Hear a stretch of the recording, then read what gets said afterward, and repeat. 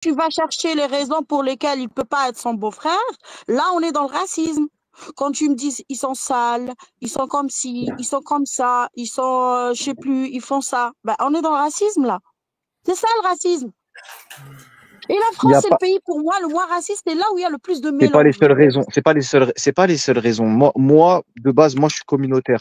Je suis pas, je suis contre le métissage. Voilà, j'aime pas ça. Ça fait pas de moi une personne raciste. Maintenant, la personne, si on reprend les propos de Bassem que tu as cités, c'est du dénigrement. Ça, il y a pas de souci. Mais il a le droit d'être communautaire. Non, normalement, en France, c'est pas que t'as pas le droit ou quoi, mais la France, l'histoire de la France a été faite pour qu'il n'y ait pas de communautarisme, pour qu'il y ait un sentiment plutôt de citoyenneté.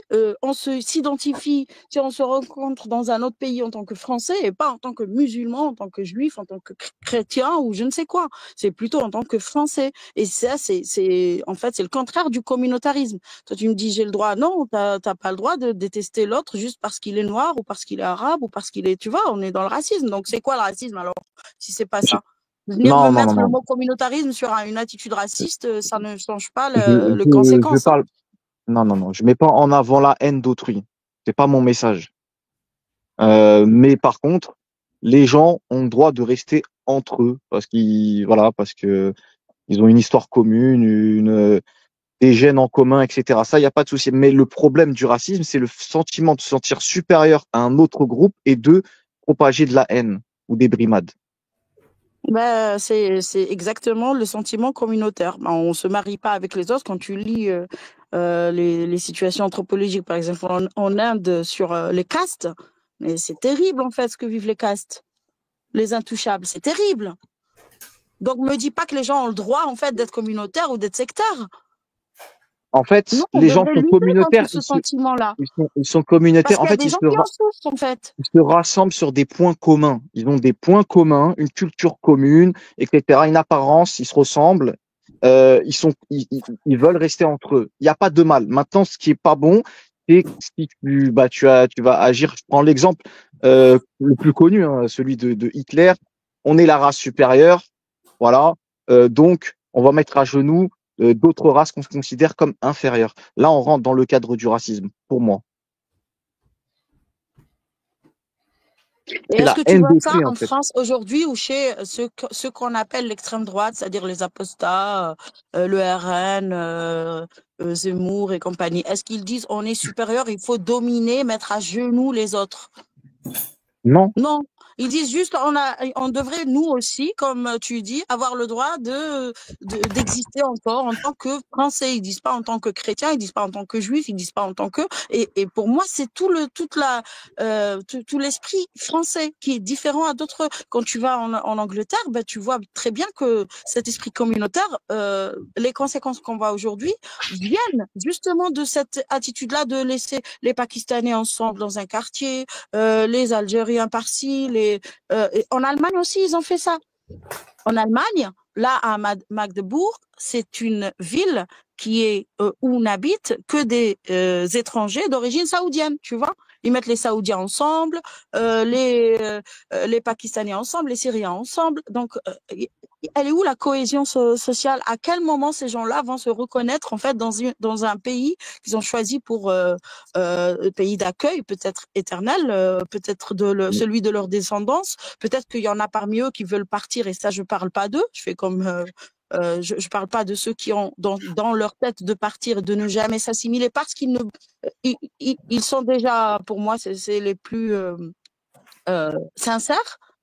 Ce qui m'énerve, c'est ceux qui ne veulent pas s'intégrer, qui veulent rester dans leur monde et qui ont l'ambition de perpétuer ce monde dans un territoire qui n'est pas, qui ne peut pas accepter cette attitude de sectaire, communautaire, de ma fille musulmane, ben, se mariera jamais avec un non-musulman. Non, mais c'est quoi ça? Non, je ne peux pas accepter ça parce que ça fait déjà, c'est contre plusieurs traités internationaux des droits de l'homme. Mais, de La toute femme est façon, considérée comme il y a, inférieure. On ne peut pas accepter cette croyance. Tu viens pas me dire il y ma a, liberté est de croire que la femme est inférieure. Non, ça, je ne peux pas l'accepter, en fait. il y a une sorte de C'est pas une contradiction liberté, là. que je voudrais soulever avec l'islam. En fait, Ça, c'était un débat que j'avais eu sur TikTok. Quand une jeune femme, elle voulait se marier avec, elle était mariée, pardon, avec un noir, et elle disait que ceux qui étaient communautaires, c'était des racistes. Elle s'est mariée avec le noir, elle dit j'ai le droit, l'islam me le permet. Le problème, c'est donc elle vantait justement le fait que l'ouverture en fait de l'islam en disant regardez, l'islam n'est pas raciste. On peut, en tant que maghrébine, musulmane, je peux me marier avec un noir. Mais le problème, c'est qu'en réalité, l'islam est communautaire. Parce que, À en condition tant- qu'il soit musulman. Et voilà, à encore. condition que tu es musulman. C'est-à-dire que si tu es juif, tu peux pas te marier avec, si tu es une femme, tu peux pas te marier avec un homme juif. Tu peux pas te marier avec un athée. Tu peux pas te marier avec un polythéiste. Donc, il y a du communautarisme, en fait, dans l'islam. Et voilà, c'est la petite contradiction. C'est-à-dire qu'en gros, on regarde pas la couleur, voilà, l'origine, mais Il y en a on qui va regarder regardent aussi ça, la hein. religion. On Ça. va regarder la Il y en a religion. beaucoup qui regardent ça aussi, hein, parce que le Oui, racisme, il est ancré aussi. Quand tu as des rêves du prophète qui dit que quand tu rêves d'une femme noire, tu peux t'attendre à une catastrophe. Je me rappelle plus du hadith exact, mais tu peux le trouver. On a faut aller déjà dans la fait symbolique là. C'est de la voilà, symbolique en réalité. Le voilà. Mais noir en fait, ça renvoie à ça structure l'obscurité. les esprits. Ça Le blanc, structure les esprits. oui, il y a même écrit dans le Coran. Quand tu n'étudies pas l'histoire de l'esclavage arabo-musulman, dans les sociétés arabo-musulmanes, ça structure ça. Ça ne déstructure pas la pensée esclavagiste. Ça la laisse tranquille. Moi, ma mère me disait d'aller chez l'esclave lui chercher l'épice quand j'étais petite. L'esclave, le mot abd. Tu comprends? L'esclave, parce qu'il était noir. Ouais. Après, Et quand mon moi, petit copain était noir, mon premier petit copain était noir, et que mon père l'a su, quand il me tapait en me tapant, il me disait jamais un esclave ne rentrera chez moi. d'accord. Bon, après, moi, pour moi, Tu vas me personnellement, dire, ah ben toi, tu prends ton expérience personnelle comme personnellement, une vérité. Mais tout ça, ce sont c'est- les anthropologues, tu crois, qui vont étudier des centaines de milliers de gens. C'est du qualitatif. Ils nous parlent de ce que des conséquences de ces textes, du déni de l'histoire de l'esclavage arabo-musulman qui a laissé du racisme. Donc, quand on me parle, tu fustiges que le racisme, mais c'est celui-là qu'on n'a pas étudié. C'est celui-là qu'on a nié. C'est celui-là qu'on laisse se faire. À chaque fois qu'il y a une chute d'un dictateur, l'esclavage revient. C'est bizarre, ça. C'est on va bizarre. dévier À chaque fois on qu'un va, État islamique naît, l'esclavage naît avec lui. attends, juste, s'il te plaît, laisse-moi te répondre. En fait, là, on va dévier du sujet, mais pour faire une parenthèse, il y a une sorte on va dire encore une fois, de contradiction. Euh, Tu as le discours des musulmans qui vont te dire l'islam est pas raciste, on accepte toutes les communautés, voilà, les Indiens, les Noirs, voilà, on n'est pas raciste. Et c'est vrai que dans les textes, il y a des textes racistes. Ça, il faut pas le nier. Maintenant, pour moi personnellement, de ce que j'ai compris, il y a un islam du vivant de Mohammed et il y a un islam après, postérieur à sa mort. Et ce on a, c'est l'islam postérieur à sa mort. C'est l'islam politique, l'islam des califes. Et le Coran, il a été modifié. Les hadiths, ça vient de tout le monde. Tout le monde pouvait parler sur le prophète. Et c'est vrai que dans ces textes, il y a du racisme. Il faut le reconnaître. Maintenant, les musulmans, ils étudient pas le Coran et ils étudient pas les hadiths. Pourquoi? Parce que on leur a dit, c'est les savants qui étudient ces textes-là. On a focalisé l'attention de la communauté musulmane sur les fondamentaux, les 5 piliers de l'islam, et le reste, c'est pas pour toi, ou alors deviens un étudiant, et on a rendu compliqué l'accès à la connaissance en leur disant, faut que tu as l'arabe, euh, il faut des années d'études, on a divinisé les savants musulmans, de sorte qu'on on a découragé la masse de s'approcher des textes, euh, et ça fait que on arrive à des contradictions. Tout simplement, un discours qui dit il n'y a pas de racisme dans l'islam, alors que en réalité, dans les faits, il y en a, et dans les textes, il y en a.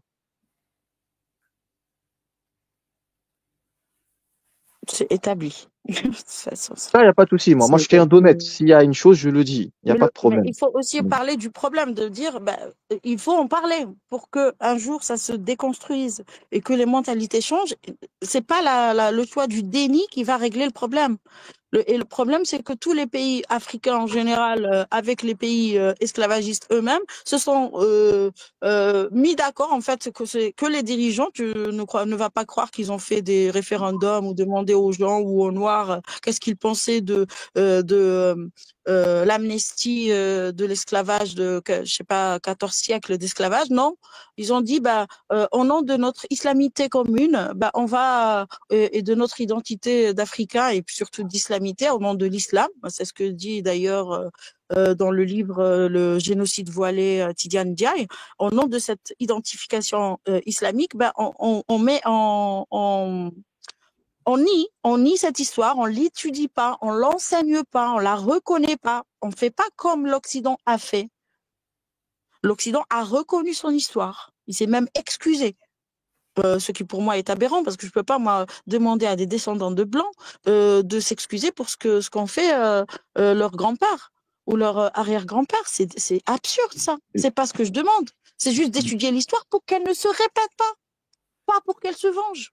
Pas pour qu'on se venge. Faut arrêter d'enseigner l'histoire. Ça, les islamistes font ça. Les frères musulmans font ça. Ils enseignent l'histoire dans un but de vengeance. Les, Quand les, des les Algériens mus- te disent, ah ben 130 ans de colonisation, on est là à vie. What? Ça prouve que l'Algérie enseigne l'histoire dans un but de vengeance, pas dans un but de ne pas recommencer. Pourquoi on a été colonisé? Qu'est-ce qu'on était et qu'est-ce qu'il ne faut pas être pour être colonisé une deuxième fois? Voilà En fait, pourquoi il faut enseigner l'histoire. le truc, comment dire, l'un des sujets que j'aimerais aborder, en lien avec ce que vous dites, c'est la notion de fraternité. En France, il y a une valeur cardinale avec la liberté et l'égalité, c'est la fraternité. Et j'ai l'impression que la notion de fraternité, comme je l'ai dit dans le live précédent, on la connaît plus trop. Bon, on la retrouve à travers la solidarité populaire, des impôts qui subventionnent, les services publics, etc. Mais la fraternité, d'un point de vue, voilà, relationnel, voilà, au-delà juste du soutien matériel, etc. On la retrouve plus vraiment. Par exemple, quand tu dis, parce que je vais parler de ce que je connais le mieux, pour les pays du Maghreb, par exemple, ils vont dire oui, oui, on est algérien, on est marocain, on est frères, dans la nation. Bon, le marocain c'est la monarchie, etc. Donc il y a cette notion de fraternité qui est très très forte. Bon, vous allez me dire c'est à cause de l'islam. Bien sûr que l'islam aide à renforcer les liens de fraternité, mais pas que. Parce que le marocain il va te dire un juif, bon, certes il est pas musulman, mais c'est mon frère puisqu'il est marocain aussi. Donc un marocain juif va être solidaire d'un marocain musulman et inversement de par leur marocanité, par exemple. Au-delà Tu as même déjà rencontré un des... Marocain qui t'a dit je suis juif? Oui, oui, il y en a, hein. Il y en a. Il Mais y en a. tu as rencontré toi dans ta vie, genre le premier jour qu'il te rencontre, il te dit je suis juif? Moi Non, j'ai mais connu sur un Marocain. Internet, Il a c'est fallu des facile sur années Internet. pour que je sache qu'il était juif. Non, non, j'ai- mais oui, mais sur Internet, c'est facile de rencontrer des personnes comme ça, parce que dans le réel, ils vont pas Non, je peut-être le parle dire, mais de, voilà, dans la vie oui, réelle, dans la vie oui, oui, réelle. Ils le non, non, cachent dans la parce vie qu'ils ont réelle, peur. Et c'est pas pour dans la rien. vie réelle. Non, non, je dans la vie vais réelle, non. juste réguler, juste une petite intervention, je vais y aller, hein, je vais devoir y aller. Ah, Euh, vas-y, mais après, si j'ai une question à poser, en fait, un sujet à proposer plutôt. vas-y. Peut-être que ça serait intéressant pour un prochain live, Oui, parce oui, que peut-être. Soudain, elle parle il y a du racisme, etc., communautaire, c'est pas bien. Il y a du communautarisme, principalement parce que on a tous des pays, chacun a son pays, etc. Donc on veut rester avec les gens de notre pays. Et on a le droit d'être fier, on a le droit d'avoir son pays, mais apparemment ça dérange. Du coup, le sujet, ce serait la solution peut-être au communautarisme, au racisme, ce serait peut-être plutôt de faire un pays, un gouvernement mondial, voilà, et on a tous le même pays, on est tous ensemble. Voilà, bon, c'est une idée, voilà, tout simplement. En tout cas, je vous remercie de m'avoir accueilli. Merci à toi, Régulus, et merci aux autres intervenants.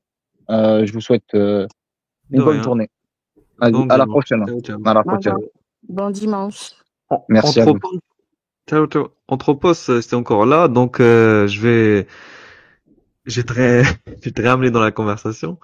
Donc, qu'est-ce que tu penses de la notion de fraternité? Les gens se sentent plus frères justement, et c'est pour ça qu'il y a ce que les présidents, par exemple Macron appelle le séparatisme. Il y a aussi en sociologie ce qu'on appelle le communautarisme. Qu'est-ce que t'en penses? Est-ce que tu penses que c'est inévitable qu'une société multiculturelle, multiethnique est vouée à se segmenter, se fragmenter, ou que, je ne sais pas, le rêve républicain français a échoué? Voilà, qu'est-ce que tu en penses de tout ça?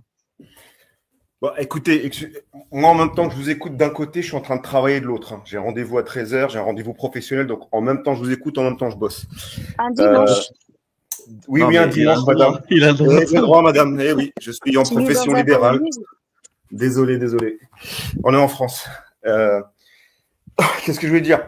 Donc, alors, mon constat, moi, sur la société française, c'est une catastrophe. Je vous le dis clairement, c'est une catastrophe. On est en plein communautarisme, c'est fragmenté, et c'est pas être de gauche ou de droite que de le voir. Lorsqu'on regarde certains youtubeurs qui font, qui sont apolitiques, qui font de l'étude et de l'analyse sociologique sur l'état de la France ou sur l'état du monde même, on comprend qu'on vit dans une époque où les gens se rétractent dans des espèces de communautés, de micro-communautés, de groupes, des tribus. Et on voit qu'il y a énormément effectivement de fragmentation, mais ce n'est pas uniquement lié qu'à la France. Hein. C'est même aux États-Unis, on voit c'est peut-être lié à l'Occident, je pense. Est-ce qu'il y a un avenir radieux à cela? Je crois pas. Quand je réfléchis à ces choses-là, je vois bien qu'effectivement, en fait, ce qui se passe, c'est que tout le monde se sent attaqué dans ce qu'il pense être sa nature. À savoir que les musulmans, lorsqu'on va commencer à parler de laïcité, de problématiques liées donc au voile à l'école, des choses comme ça, vont commencer à se sentir attaqués dans leur propre nature personnelle. Donc, ils se rétractent. Les Français, laïcs, athées, autres, pareil. Le dialogue est difficile, très difficile, parce que chacun campe sur cette position et chacun va défendre en fait son précaré. Et moi, moi, mon constat sur ça, surtout que, comme je vous l'ai dit, je viens des années 90-2000. Dans les années 90-2000, c'était beaucoup plus doux, moins marqué. Moi, je vois que, ouais, on va vers on continuera à avoir une France en peau de panthère, comme on dit. C'est-à-dire, il y aura des petites tâches, et chaque petite tâche représentera une communauté. On a ça également avec les Juifs. Hein. On le voit, il y a des banlieues où les communautés juives se regroupent. Les Lilas, Romainville, anciennement Sarcelles. On a également des quartiers où c'est uniquement l'islam qui est là. Voilà, hein. Mais comme dirait Zemmour, c'est quelque chose de normal, de naturel chez l'homme.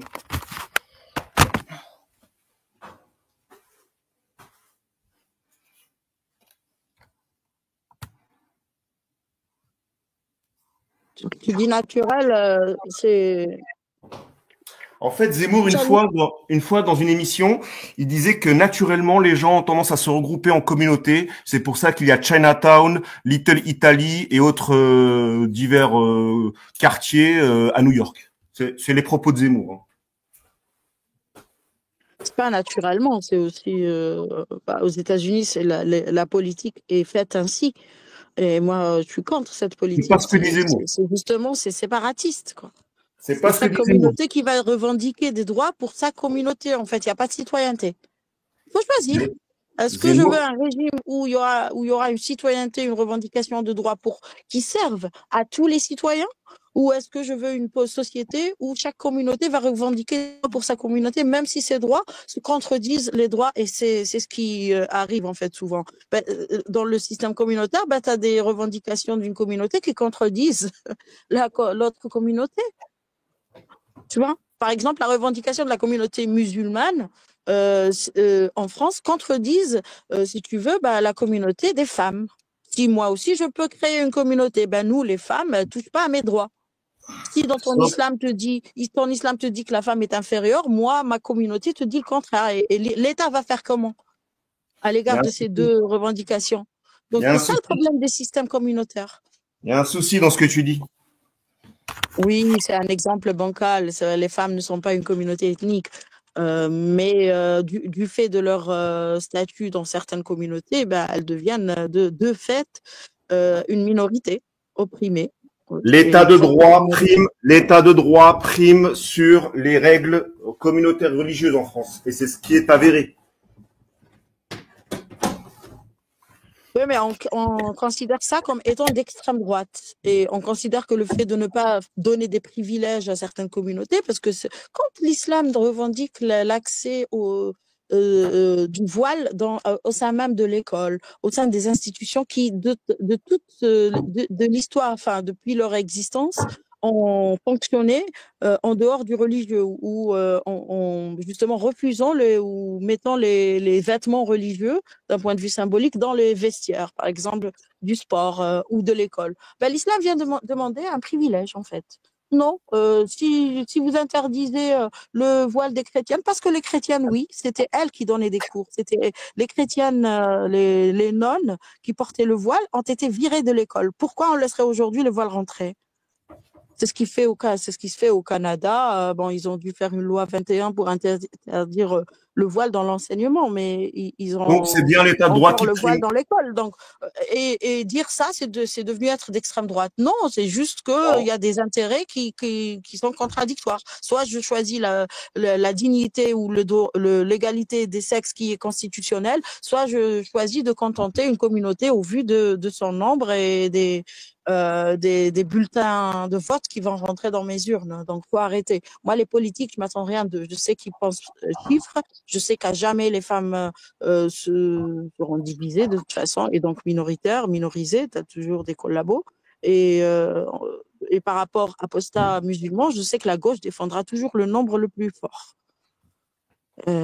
Et donc, je m'attends à rien d'elle. Et c'est pas moi qui soutiens l'extrême droite, c'est l'extrême droite, si elle existe, qui me soutient. Et je la remercie. C'est tout ce qu'elle mérite de ma part. Elle ne te soutient pas, l'extrême droite. Elle ne te soutient pas. Je ne la soutiens pas, je la remercie pour son soutien. Elle ne te soutient pas. Elle ne te soutient pas.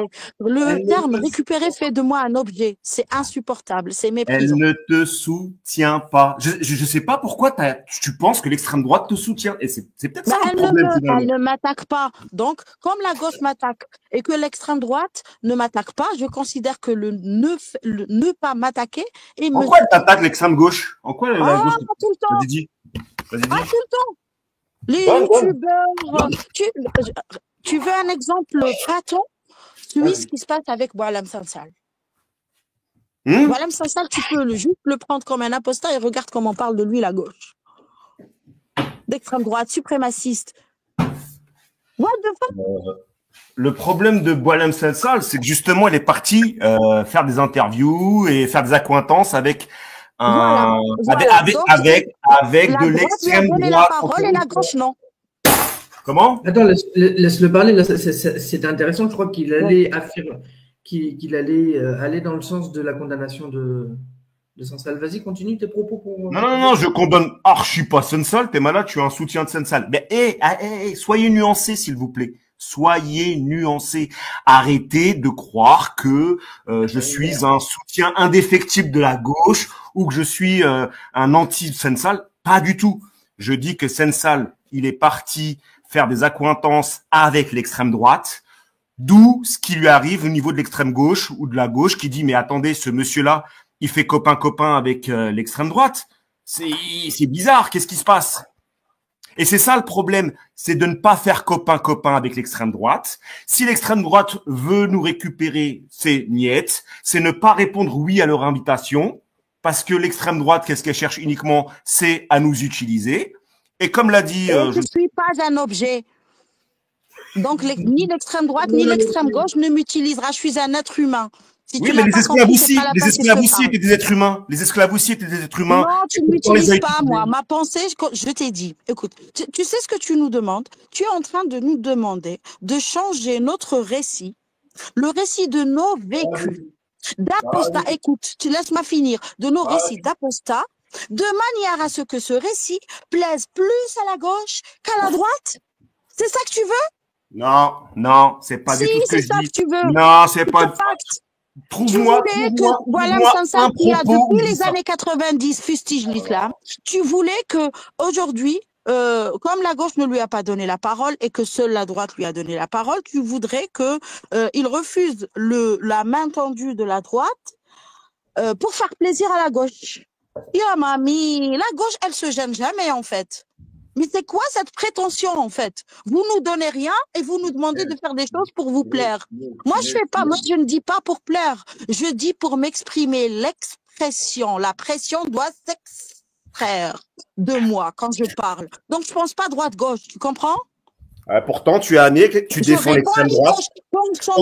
Tu défends l'extrême droite quand même. Tu la défends quand même. Tu me laisses finir. Va dire. Est-ce que toi, tu me laisses finir d'abord? Est-ce que toi, tu me laisses finir? Est-ce que toi, tu me laisses finir? Est-ce que tu laisses finir quelqu'un? Est-ce que tu laisses finir quelqu'un?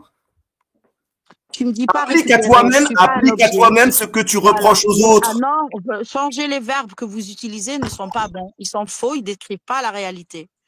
Je ne suis pas récupérable, je ne suis pas un objet, en fait. Tu es récupéré, tu peux l'affirmer, tu l'es quand même. Non, je suis superwoman. Que tu le veuilles ou non, tu l'es. Bonjour.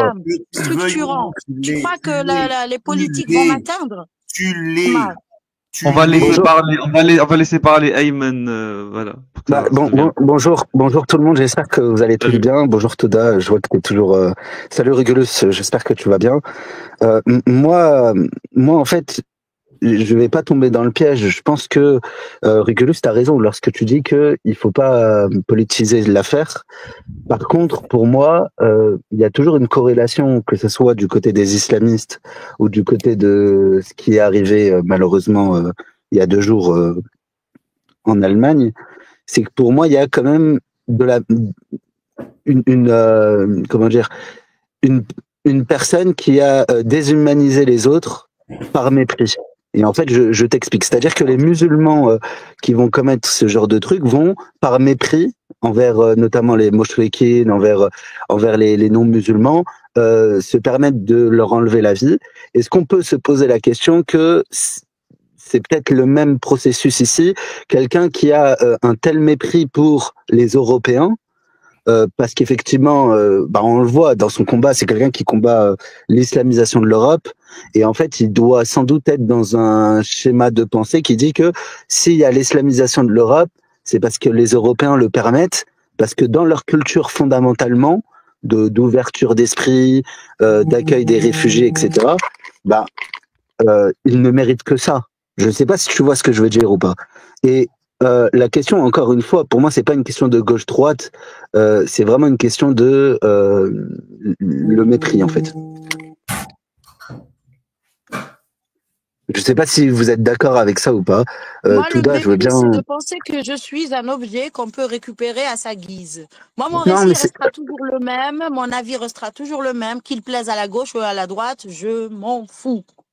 Mais quand la droite ne réagit pas, ou réagit comme je voudrais qu'un politicien réagisse, par exemple, à l'égard de Boualem Sansal, à l'égard de certains sujets du voile, et que la gauche, à l'inverse, vient me dire Boualem Sansal, blablabla, mais il est suprémaciste et d'extrême droite, je lui réponds.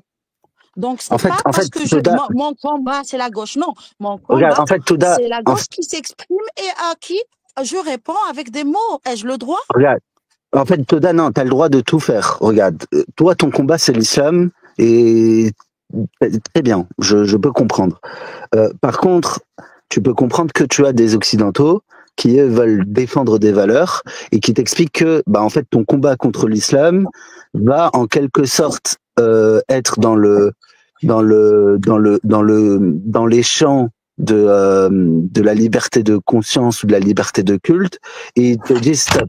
Est-ce que tu peux comprendre ça ou pas? C'est en réalité, c'est le combat. Et d'ailleurs, selon moi, c'est comme ça que je comprends la chose qui est arrivée, c'est qu'on a quelqu'un qui était un militant réel de l'apostasie et contre l'islam, au point même où il est parti dans des bandes où effectivement il avait du mépris pour tous les gens qui n'étaient pas de sa cause à lui, au point de les tuer. Et en réalité, on peut même se penser, parce que il attaque un marché de Noël, c'est quelqu'un qui est athée militant, il peut même avoir un mépris pour des croyants.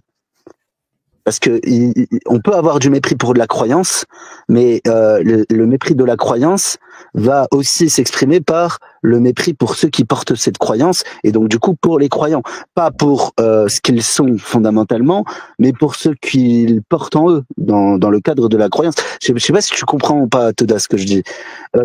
Et en ça, c'est effectivement dangereux, et malheureusement, je trouve que c'est exactement la même que un connard de musulman extrémiste qui déciderait de tuer des gens par mépris pour la chrétienté ou pour quelque chose qui est pas comme lui, tu vois.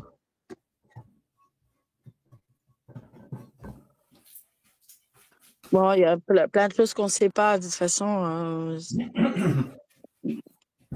C'est pas grave. Voilà, en tout cas, je vous remercie beaucoup. Je te remercie beaucoup, Regulus. Je sais pas ce que vous en pensez. Je vais vous écouter d'en bas, mais en tout cas, voilà, pour moi, le problème, c'est la fermeture d'esprit. Qu'on soit musulman, qu'on soit croyant, qu'on soit pas croyant, qu'on soit apostat, qu'on soit je ne sais quoi.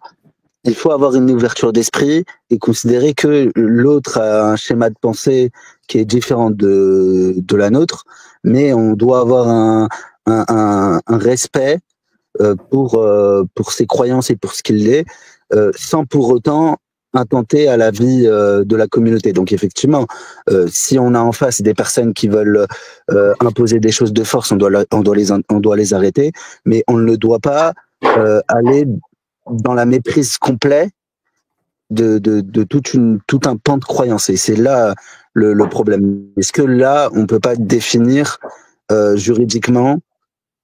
C'est là qui est compliqué, en fait. C'est là où je suis encore en réflexion. Mais voilà, en tout cas, je vous remercie beaucoup. Non, attends. Moi, je ne critique pas les croyances, les pratiques. Je sais que l'être humain a besoin de croire. Hein. Quand il ne croit plus à Dieu, il croit à autre chose. Donc, ça, c'est fact. On n'est pas dans la croyance. Après, si ta croyance est une pierre, d'accord? Si cette pierre parle, si cette pierre te dit prends-moi et frappe tout d'un, ah là, je vais parler. Là, je vais critiquer ta croyance. Parce que je n'ai pas envie d'avoir mal. Tu comprends? Voilà ma vision. Là, je peux comprendre, mais jusqu'à ce que ta croyance te dise de me frapper. Okay. Et là, je critique. En fait, j'aimerais te poser 2 questions à Ayman. C'est les 2 questions que j'avais posées à Anthropos. C'était par rapport à la notion de fraternité en France. Qu'est-ce que tu en penses? Est-ce que tu penses qu'on peut voilà, tu vois où je veux en venir? J'ai pas besoin. Ouais, je comprends. En fait. Vas-y. En fait, il y a une concurrence de fraternité, parce qu'effectivement, il y a une notion de fraternité, mais effectivement, la concurrence de fraternité, et ça, effectivement, c'est une question que tu devrais poser en fait à la communauté musulmane ou à la communauté des gens qui aiment le jazz ou la communauté de ceux des chrétiens. Parce qu'en fait, à l'époque, il faut savoir comment a été construit ce pays en France. La fraternité, elle avait lieu dans le sens où c'était un peuple qui par idéologie, puisque c'est ça en fait, la Révolution française, c'est une idéologie, combattre la royauté, les monarchistes, et combattre le clergé, et parce qu'il y avait le tiers-état, notamment le clergé. Et en ça, tu pouvais rassembler par fraternité à un même but. Mais dans une communauté dite multiculturelle comme la nôtre, est-ce que ça a lieu d'être? Je ne pense pas, moi. Je pense que je pense qu'effectivement c'est compliqué la fraternité, ou alors on doit la redévelopper. Rugulus, on devrait peut-être redévelopper ce qu'est la fraternité à la française, et là je dis bonne chance, mais en tout cas aujourd'hui oui, moi personnellement la fraternité, j'arrive à me sentir frère, en tout cas moi en ça je suis plutôt fraternel, je suis plutôt humaniste. Moi quand je vois un humain, j'ai tendance à naturellement le considérer comme étant mon frère, même si c'est compliqué. Hein. Mais voilà. Mais c'est vrai que la fraternité à la française, c'est compliqué aujourd'hui. La fraternité à la française, c'est que tu peux devenir mon beau-frère, sans problème. La fraternité à l'islamique, tu peux être mon frère, mais pas mon beau-frère. Ouais, mais ça c'est compliqué aussi, parce que toi, tu veux la Si, je vais t'expliquer pourquoi, Toda. Parce que toi, tu veux le coller ça à l'aspect du culte, mais en réalité, par exemple, quand tu regardes aujourd'hui en France, les Françaises, notamment, c'est basé, hein, c'est réellement des sondages réels. Hein. Tu demandes à des Parisiennes en France, est-ce que tu accepterais de te mettre avec un Arabe ou un Noir? Au-delà même de ses croyances, elle te dira non. Et en fait, elle a le droit. Une Française blanche de peau a le droit, en France, de dire, bah, j'ai pas envie de me mettre avec un Noir ou un Arabe. Et en ça touche déjà à la fraternité. Parce qu'il y a ce truc-là. Je ne sais pas trop, hein. Mila, parmi les accusations t'as le qu'elle droit. a eues, c'est de dire, ah ben, Oui. c'est pas mon genre, les filles maghrébines, tu vois. Oui, Ça, on lui a il y a des on l'a connards. considéré comme raciste du fait Non. d'avoir dit ça. Donc, on t'a pas Toda, forcément non, le c'est, droit. en fait, Toda, quand je dis on a le droit, c'est que tu ne tombes pas dans le coup de la loi. Effectivement, t'as peut-être des connards qui vont pas l'accepter, mais ça, c'est les connards en eux-mêmes. En réalité, la loi ne va pas criminaliser le fait qu'une femme dise, bah, j'ai pas envie de me mettre avec un noir ou un arabe pour telle raison. Et ça fait partie de la liberté de conscience et de culte. Tout comme moi, par exemple, je suis un arabe, j'ai pas envie que moi, je peux pas dire ma sœur, parce que ça, c'est autre chose. Je contraindrai ma sœur à mes valeurs, et ça, c'est criminalisable pour le coup. Mais tout comme moi, je suis un arabe, je dis, j'ai pas envie de me mettre avec une blanche, parce que j'ai pas envie que mes valeurs supposées ou que ma génétique soit changée, etc. J'ai le droit, même si ça fait de moi quelqu'un de peut-être pas bien, mais ça, c'est la considération de chacun. Moi, je vais pas juger la pensée des gens. Mais voilà. Mais je pense qu'on a le droit. Et en fait, juste ça montre tout simplement que la société française, elle est divisée. Il y a quelque chose qui me dérange dans ce qui est dit là, c'est qu'on a l'impression que certains fonctionnements humains sont le fait unique de l'islam. Je suis. C'est pas ce que je dis, moi. Non, je sais bien. C'est pas ce que tu dis. Je suis apostat, je suis athée. C'est pas que c'est le fait unique de l'islam, c'est que l'islam les maintient comme des valeurs supérieures alors que d'autres sociétés s'en sont débarrassées. Oh la vache. Oui, ça a existé dans d'autres civilisations, mais d'autres civilisations ont avancé, ont lâché, se sont reconnus esclavagistes et ont condamné l'esclavage, se sont reconnus misogynes et ont condamné la misogynie. Par contre, l'islam, il est misogyne, il est esclavagiste, il est fier de l'être. Wow. J'ai l'impression de parler avec un musulman. On ne demande pas de dépasser l'histoire, mais on demande de reconnaître et puis d'avancer dans le changement.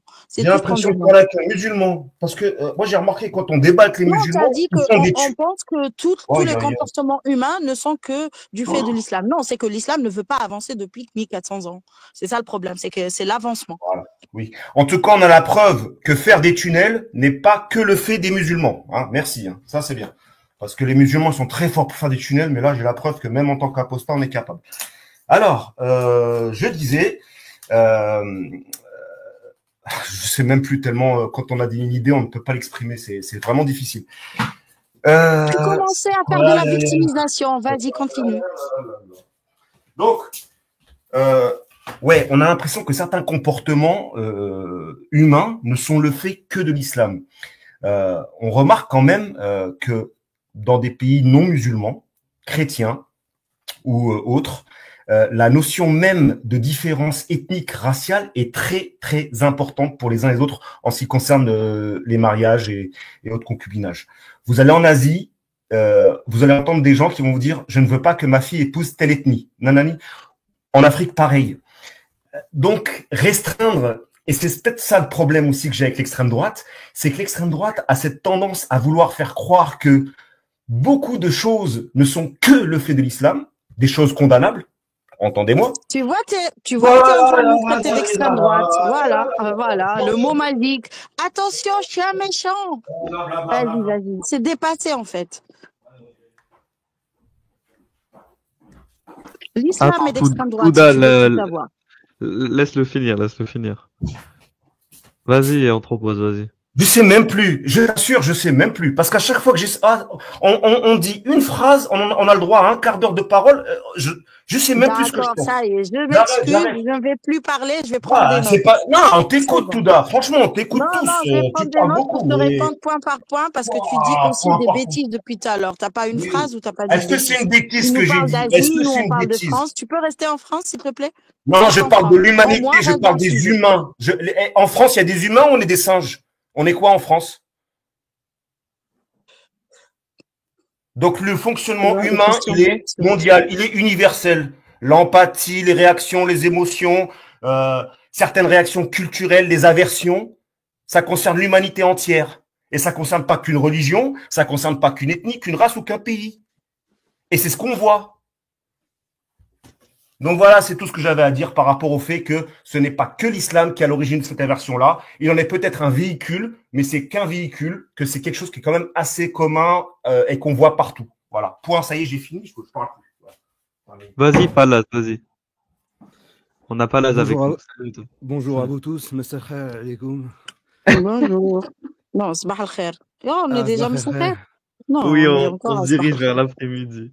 Vas-y, en tout cas. Ah, je Vas-y. me permets, j'ai vraiment rarement l'occasion de parler d'Ajidja et C'est vrai. ouais, vraiment depuis très longtemps, j'ai pas parlé. Je parle qu'avec vous quand j'ai l'occasion.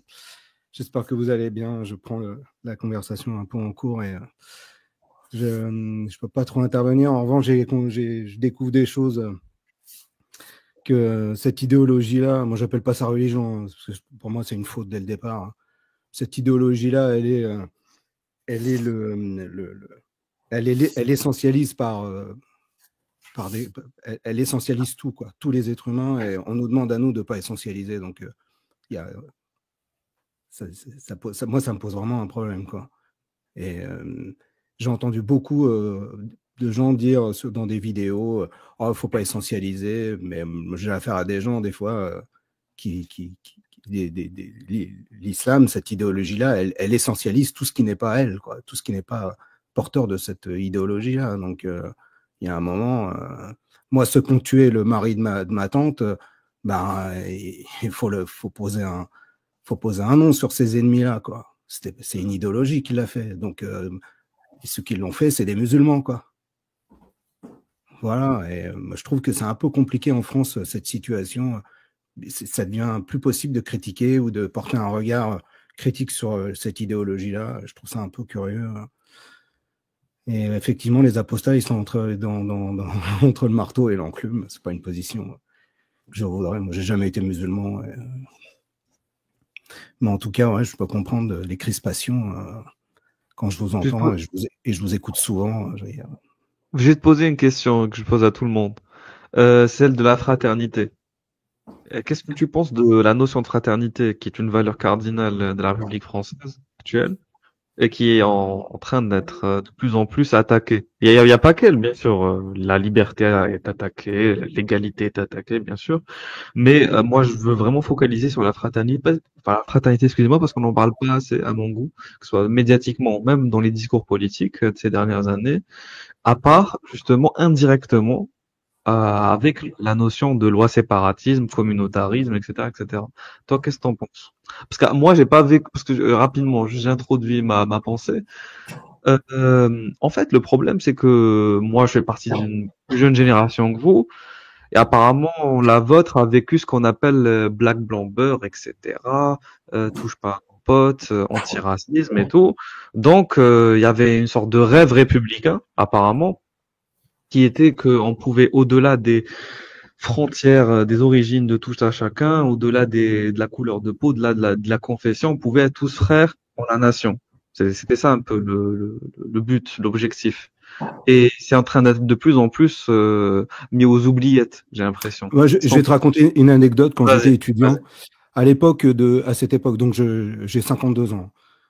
À l'époque de ce truc black blanc beurre, touche pas mon pote, moi j'ai pas été dupe, hein, parce que quand toutes ces organisations elles voulaient que les discothèques elles s'ouvrent à tout le monde, nous on demandait à ce que les grandes écoles s'ouvrent davantage à ce qu'on appelait les minorités à l'époque. On disait nous on en a rien à foutre que les gens ils aillent en discothèque, nous ce qu'on veut c'est avoir un accès équitable dans les grandes écoles.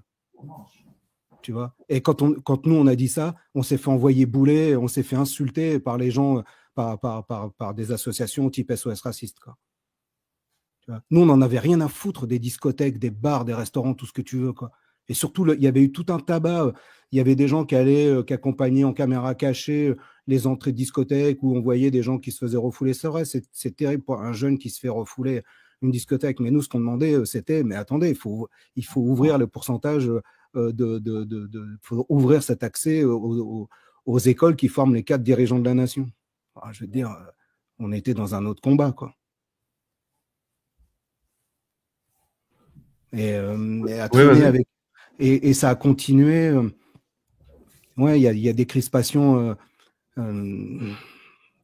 Et cette notion de la solidarité, enfin, il y a des fois, on laisse jamais les gens en détresse, quoi, quel qu'ils soient. Moi, je rentre pas dans le. Moi, j'ai pas envie de savoir que tu es musulman ou juif. Si jamais ça n'allait pas, tu vois, j'en ai rien à faire. Et j'ai aucune sympathie pour l'islam, hein, pour cette religion et pour cette idéologie. Mais en revanche, si tu es dans la détresse, qui que tu sois, j'en ai rien à faire, moi, de ta religion.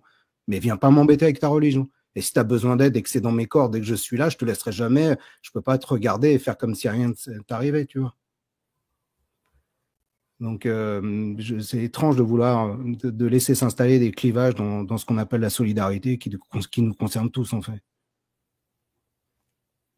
Je sais pas si je suis clair, mais... Non, t'es clair, c'est juste que moi, en fait, je suis en train d'essayer de chercher des réponses à travers, parce que là, pour le coup, j'ai 2 choix. Si je veux répondre à ma problématique, soit je vais m'intéresser à des ouvrages de sociologues, ou des ouvrages de politique, voilà, qui ont fait leur travail, des rapports sénatoriaux, voilà, je peux faire ça. Ou sinon, je peux aussi, à côté, en parallèle, interroger des parcours individuels comme les vôtres, et aussi apprendre beaucoup. Tu comprends, toi, que je fais. Ouais, vas-y, je t'écoute. Tu vois, par exemple, en cas de catastrophe, et en France, hein, en cas de catastrophe naturelle ou un accident, un immeuble qui prend feu, les gens ne se posent pas la question de la solidarité.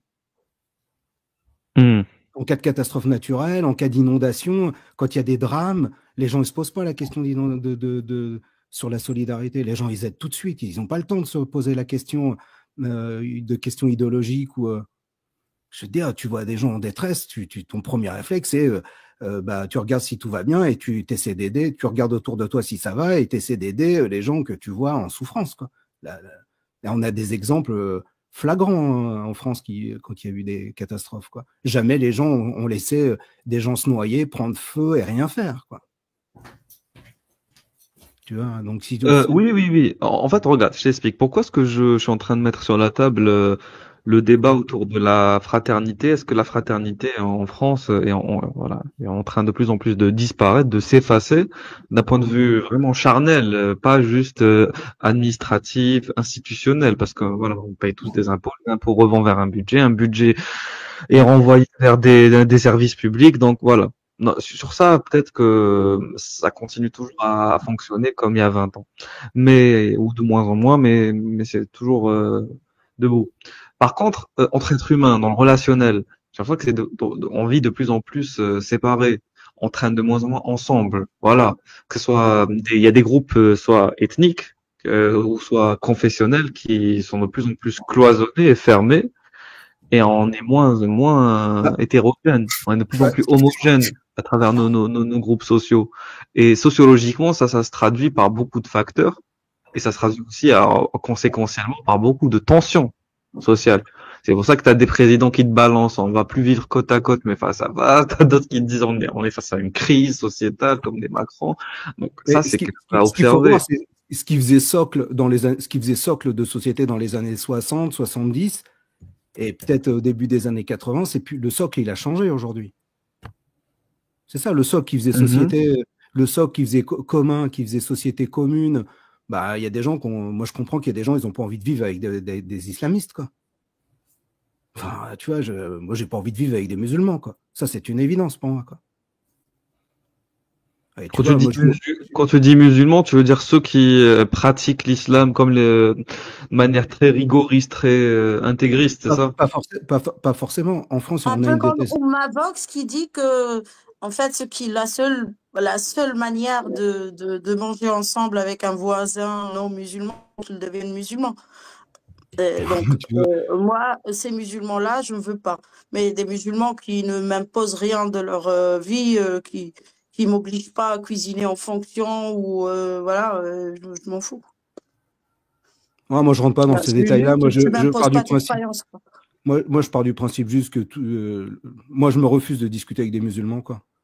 Je peux parler d'islam, mais avec toute autre personne. Mais la discussion, je pense qu'en France, l'État doit prendre cette affaire en main et ne doit pas avoir de discussion avec des représentants de l'islam, mais devrait mettre des lois en place pour circonscrire le séparatisme qui accompagne cette idéologie-là.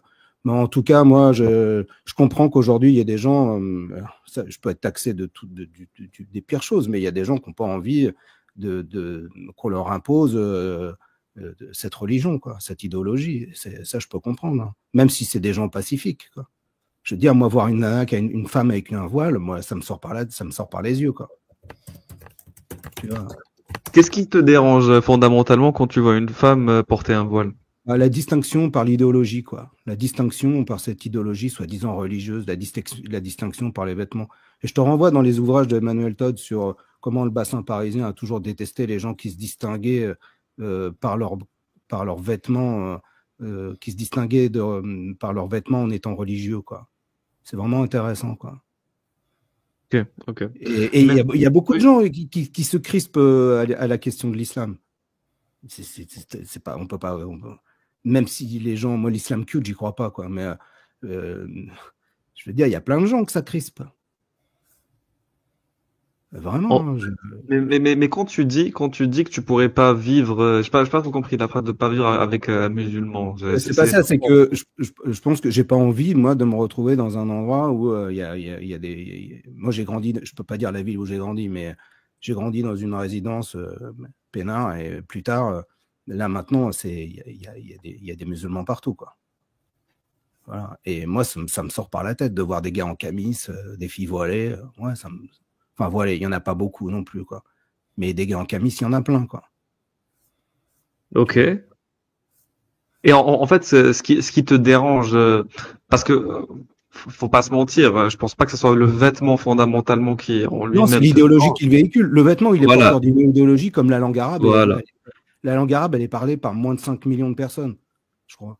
Donc, c'est une langue morte, quoi. Donc, c'est juste vecteur d'une idéologie. C'est pas les individus eux-mêmes. Moi, je m'en prends pas aux musulmans eux-mêmes, mais c'est l'idéologie qu'ils véhiculent à travers le vêtement. Et on sait que ce vêtement, il est très important.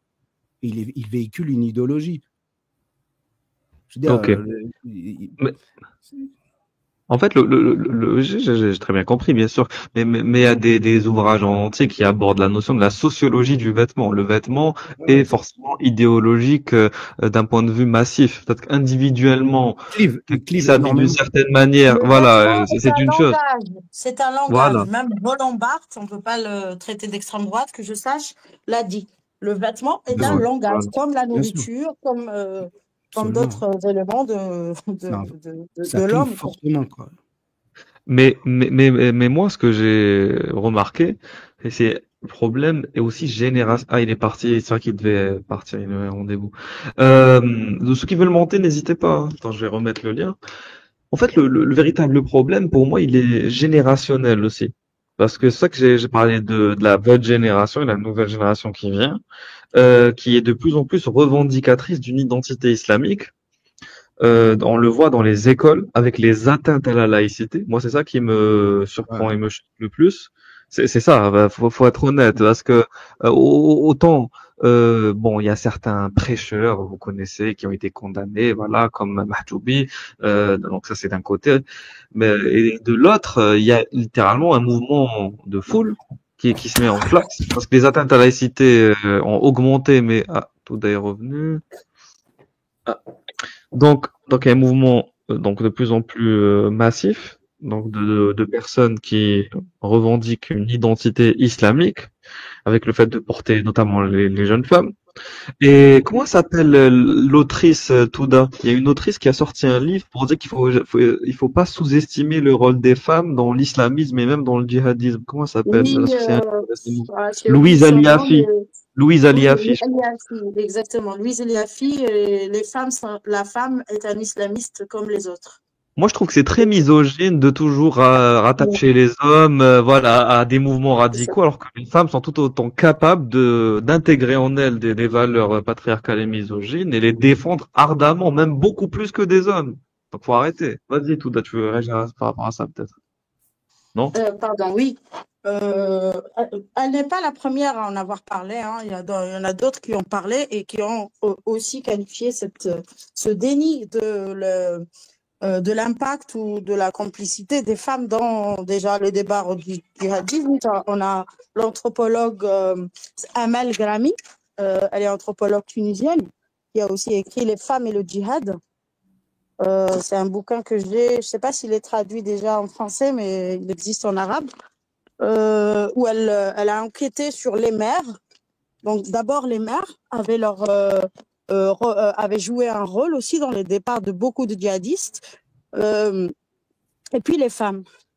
Les femmes, leur apport, c'était d'être des ventres, en fait, des poules pondeuses pour créer le nouvel État islamique, par exemple, chez Daesh. Mais le problème, c'est que les pays ont mis beaucoup de temps pour s'en rendre compte. Ils ont commencé, si tu veux, en 2016, au moment où ils ont attrapé deux jeunes filles, enfin, deux femmes, tu vois, à ce moment-là, on parlait encore de jeunes filles, non, c'est des femmes. Oui, les femmes sont capables, je suis féministe jusqu'au boutiste. Pour moi, la femme peut faire l'armée, peut combattre, oui. Soit on est pour l'égalité, soit pas. Parce que souvent on me dit tu veux l'égalité, tu veux faire l'armée, ouais, je vais me défendre, j'ai pas envie de compter sur toi pour me défendre puisque c'est toi qui m'attaques. C'est compliqué. Bref, je me suis perdue, donc voilà. Donc c'est en 2016 le bonbonne attentat prévu contre Notre-Dame de Paris en plus, je crois. Par des femmes qui ont acheté des bonbonnes de gaz et qui lui ont laissé la voiture. Et c'est à ce moment-là qu'ils se sont rendus compte que les femmes, oui, pouvaient elles-mêmes agir, alors qu'elles agissaient déjà depuis 2014, 2013, avec les départs. Souvent, c'était elles qui convainquaient leur mari de partir ou qui partaient en volant les enfants. Et donc, elle acceptait aussi le fait de se marier pendant 15 jours, quoi. Tu vois? Donc, c'était même de la prostitution. Donc, il y a plusieurs éléments bien sûr, c'est en cela que le livre de Louise Eliafi, d'abord, je crois que c'est le premier vraiment qui parle que de ça, en français, quoi. Voilà. Salut l'apostat Kafir, salut la réponse. Oh, l'apostat, tu me manques. Salut, est-ce qu'on m'entend? Salut. Oui. Merci, j'espère que vous allez bien. Non. Je travaille. C'est très bien, on s'exprime. On s'exprime. Le s'exprime. Le s'exprime sur quoi? Mais le sexe prime sur tout. Exact. Vas-y. J'y ai pas pensé, hein. J'y avais pas pensé. Franchement, Pardon. Vas-y. Excuse-moi. Non, je te prie, vas-y, je ferme ma gueule. Ouais, excuse-moi, je voulais rejoindre Régulus sur la fraternité, l'école. Il me vient un truc. Il y a un endroit, il y a une grande faiblesse dans le système scolaire français. C'est-à-dire que le gouvernement est très faible derrière les profs, en fait. Quand il y a un problème au sujet de la laïcité, on a vu ce qui s'est passé avec Samuel Paty. Enfin, je trouve ça inquiétant, par exemple. Tu vois. Il y a des profs, ils sont pas des idéologues, juste ils essaient de faire des cours, ça leur retombe dessus avec des drames, et puis finalement derrière, le soutien de leur employeur, il est quand même.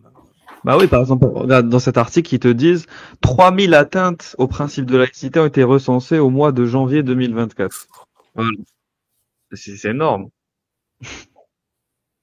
Donc c'est ça le problème.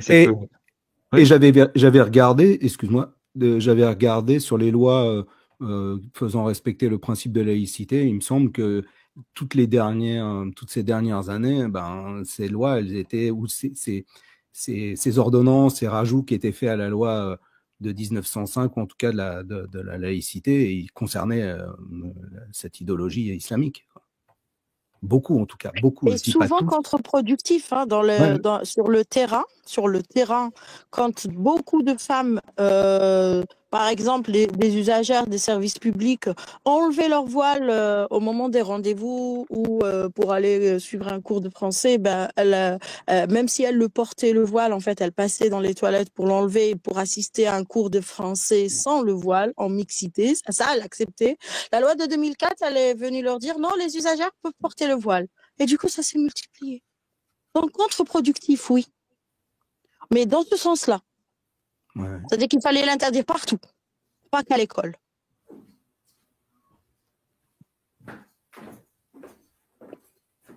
Voilà, c'est fini. Vas-y. Juste, oui, ce point assez faible qu'il y a dans l'éducation nationale. J'ai l'impression que l'employeur n'est pas assez, est assez faible derrière les profs, quoi. En fait, il y a un sondage IFOP qui a été fait cette année ou l'année dernière, il faudrait vraiment que je le retrouve, qui dit que plus de 20% des profs ont peur maintenant d'aborder les questions liées à la laïcité en France.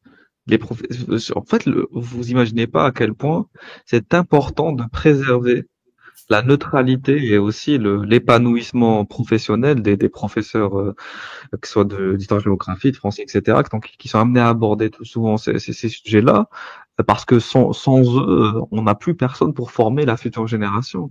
Voilà, de nouveaux travailleurs, de nouveaux citoyens français.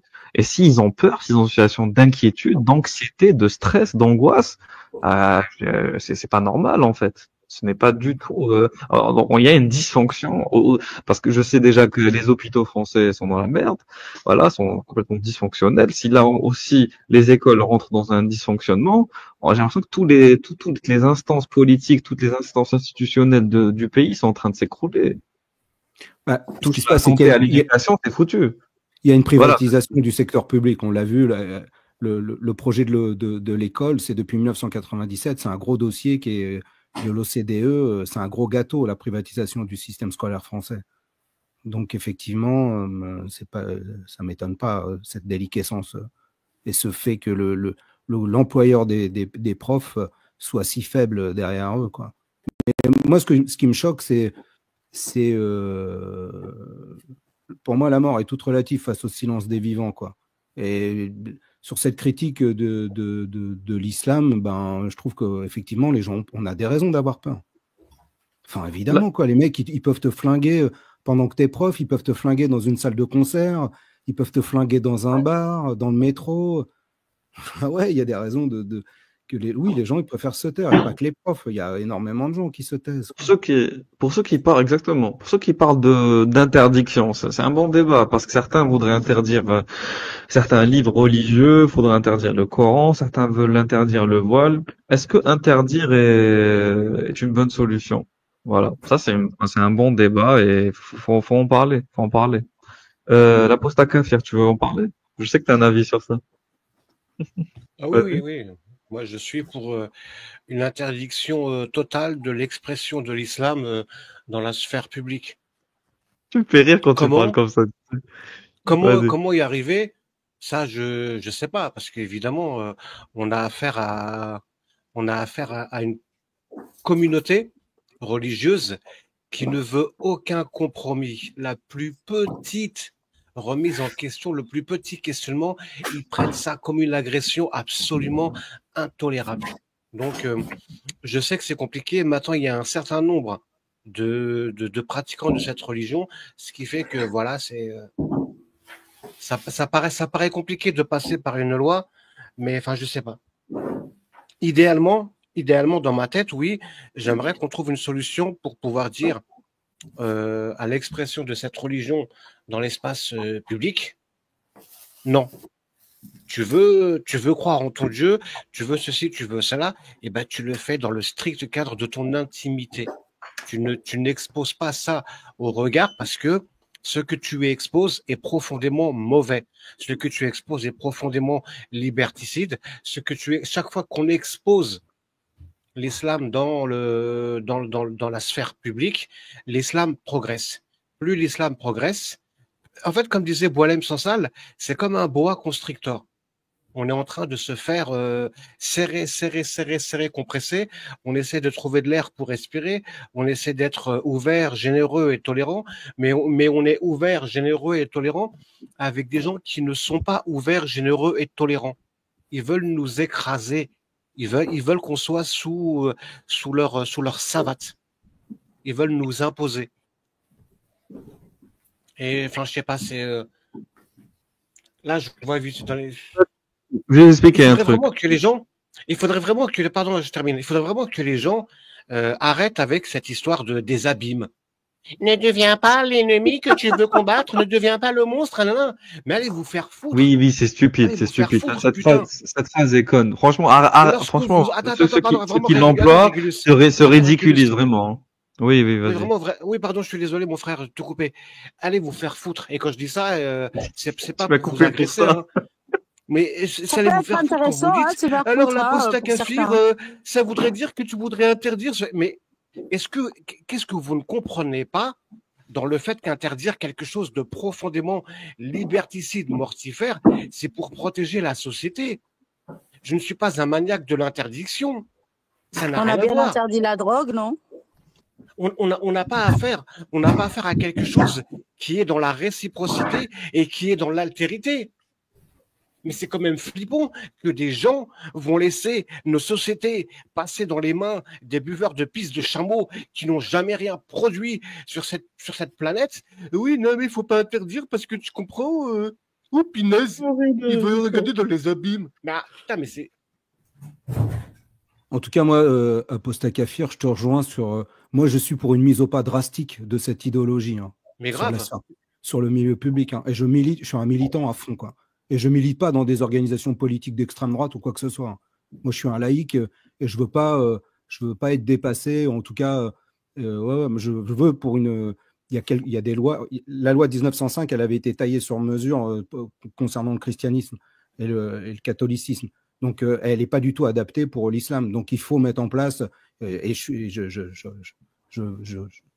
j'essaie de mettre en place des outils de recherche pour comment mettre en place une loi qui encadrerait cette idéologie-là, parce qu'il lui faut des textes pour l'encadrer qui soient taillés sur mesure, quoi.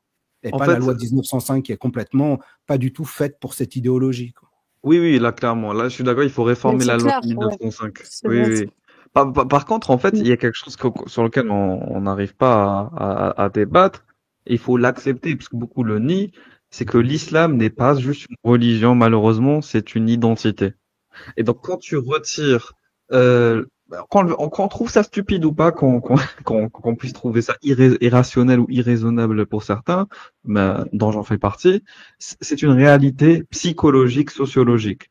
Par exemple, si on parle du voile, le voile est perçu comme une extension de la chair de la personne qui la porte. Donc, quand tu arraches le voile à une jeune fille musulmane croyante qui est convaincue de la véracité de l'obligation de le porter, elle te dit, j'ai l'impression que tu m'arraches mes propres cheveux. On peut trouver ça absurde, on peut trouver ça stupide, mais c'est un fait. Voilà, en tout cas, pour elle, c'est une vérité. Parce que dès qu'on enfance, non, c'est parce qu'on permet aux petites filles que les petites filles portent le voile. Je ne sais dans quel but éducatif qu'on me dit une fois, on m'a dit tu peux pas dicter aux parents comment éduquer leurs filles par rapport au voile. Tu vas les éduquer mettant le voile sur le corps ou sur les cheveux. Tu vas les éduquer à quoi? À considérer que les femmes sont inférieures, qu'être femme, c'est se couvrir parce que elle devrait avoir honte de son corps. C'est ça l'éducation que tu veux transmettre aux petites filles. Et quand tu permets le voile aux petites filles, nous on parle de l'interdiction. Le problème c'est que même pour les petites filles, ce n'est pas interdit. C'est difficile d'interdire à une femme qui a été éduquée depuis son enfance à l'idée selon laquelle son corps est une honte et qu'il faut le cacher. De lui interdire quand elle est grande. Donc déjà, commençons par l'interdire aux petites filles. C'est une maltraitance. Théophile. Tu vas l'éduquer à quoi? Genre le respect d'éducation des parents. Ils veulent l'éduquer à quoi? Qu'ils viennent m'expliquer c'est quoi l'éducation derrière le voile. L'expression de l'islam dans la sphère publique est limitée dans les pays musulmans. Les pays qui appliquent l'islam, que ce soit une application à 0,1%, à 30% ou à 80%, dans les pays musulmans, tu n'as pas le droit d'exprimer ta religion comme tu veux dans la rue. Les prêches ils sont surveillés et vous croyez que dans des démocraties occidentales où il y a une liberté de parole des fois absolue, des fois un peu limitée, vous croyez que l'islam va se réguler de lui-même, va dire ah non mais c'est cool, réveillez-vous bon sang, arrêtez de vous laisser enfumer par des discours d'humanistes à 2 balles qui vont servir. C'est quoi, il y a un général un général anglais dont l'histoire n'a pas retenu le nom et je vous jure que c'est vrai. J'avais lu ça dans un article, mais il y a plus de 30 ans. C'était un général anglais qui s'est dit à la veille de la Seconde Guerre mondiale, non, les Allemands, ils sont humains, ils sont humanistes, ils vont refuser de rentrer en guerre. Et il a fait, comment dire, il a largué des tracts au-dessus de Berlin. Allemands, refusez la guerre, soyez du côté de la paix, n'écoutez pas Hitler, etc. Ça a donné quoi? Vas-y, Théophile. Pardon. Bonjour. Je pense que tu as reconnu Régulus. Oui, salut à toi, bienvenue. Salut à toi. On débat les propos de Molla Kafir. Moi, je vois aucune différence, même si je comprends un peu pourquoi est-ce que tu te méfies de l'islam, parce qu'effectivement, l'islam est une religion totalitaire, etc. Bon, ça, tout le monde. Oui, il y a quelque chose que je comprends pas bien, c'est que toi-même, tu te mets à agir comme tes ennemis. En fait, je vois pas la différence entre toi, par exemple, et un Iranien. Je vois aucune différence. Puisque toi, finalement, tu dis, bon, il faut interdire l'expression de cette religion, par exemple, dans la voie publique, etc. Mais eux, ils te diront, par exemple, exactement la même chose au nom de valeurs qui sont les leurs, dans leur pays, dans une zone géographique donnée, avec une histoire donnée, une religion donnée, etc. Mais toi-même, par exemple, je sais pas, j'ai suivi un peu les posts que tu as mis. Tu peux me parler de quelle valeur? C'est universel que les femmes mais sont égales aux hommes. Non, c'est pas ça. De quelle valeur Voilà, tu justement. parles? Non, c'est pas des valeurs que de mépriser les femmes, c'est pas une valeur. C'est intéressant ce que tu dis. Donc, En fait, fait le régime iranien de tuer les femmes tous les jours parce qu'elles portent pas le voile, tu le compares en fait à ce que exprime comme position un apostat en fait de l'islam. T'es d'âme ou quoi? Non, c'est pas. En fait, en disant que c'est universel, que tu veux dire véritablement, tu veux dire moi j'ai le droit d'imposer mes idées là où elles ne sont pas répandues. Par contre, j'interdis aux autres ce que moi-même je me permets dans d'autres pays ou dans des régions qui ne partagent pas tes idées en fait. Et c'est cette attitude-là que je reproche. Parce que c'est ça. C'est-à-dire que tu peux pas en fait, tu peux pas dire entre guillemets c'est halal pour moi et c'est haram pour les autres. C'est pas comme ça que ça fonctionne. Ça a jamais fonctionné comme ça fonctionne pas comme ça fonctionnera jamais comme ça. Mais halal de quoi? Qu'est-ce qu'on veut interdire?